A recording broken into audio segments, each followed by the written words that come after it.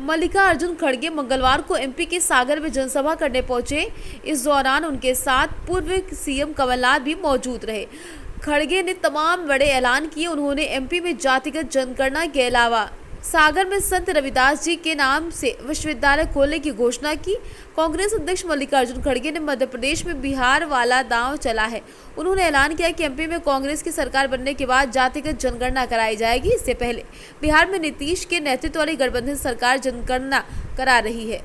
कांग्रेस पूरी दमखम से बीजेपी को सत्ता से बाहर का रास्ता दिखाने की कोशिश में जुट गई। इसी क्रम में मल्लिकार्जुन खड़गे सोमवार को एमपी के सागर में जनसभा करने पहुंचे। इस दौरान उनके साथ पूर्व सीएम कमलनाथ मौजूद। इस दौरान खड़गे ने तमाम बड़े ऐलान किए। खड़गे ने कहा, मध्य प्रदेश में कांग्रेस की सरकार बनते ही सागर में संत रविदास जी के नाम का विश्वविद्यालय खोला जाएगा। उन्होंने कहा, राज्य में कांग्रेस सरकार आते ही जातिगत गणना की जाएगी। उन्होंने ये भी कहा, जातिगत गणना से पता चलेगा कौन से तबके के कितने लोग गरीब, पिछड़े हैं, जमीन नहीं है, अशिक्षित है, ये सब बाहर आएगा।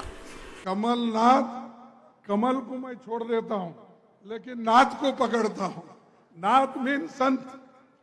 ये नाथ पंथ जितने भी हमारे धर्मों में हो गए, वो लोगों की सेवा करने के लिए हो गए। कमल नहीं, कमल सिर्फ वो बीजेपी में है। नाथ हमारे लिए है। तो ये नाथ को आप जिताना है और कांग्रेस पार्टी का नाम रोशन करना है। भाइयों, ये तो जमीन क्रांतिवीरों की है और दानवीरों की धरती है। पर इस विशाल जनसभा को देखकर मुझे बहुत खुशी हो गई है। इतना बड़ा जनसागर चुनाव के वक्त आना ये बहुत बड़ी बात है। इसलिए मैं यहाँ सागर के सभी नेताओं को और जनता को, मां बहनों को मैं बधाई देता हूं। बुंदेलखंड इलाका इसकी आन बान और शान के लिए बड़ी मशहूर है। बलिदान की भूमि है। आजादी के आंदोलन में शहादत देने वाले नायकों की श्रद्धांजलि हम सबको देना है। बुंदेलखंड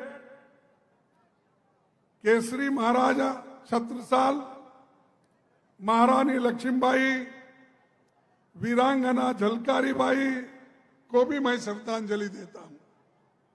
इसके साथ साथ 17 साल की उम्र में 1942 के आंदोलन में तिरंगा फहराते शहीद हुए साबूलाल जैन के योगदान को भी मैं नमन करता हूं,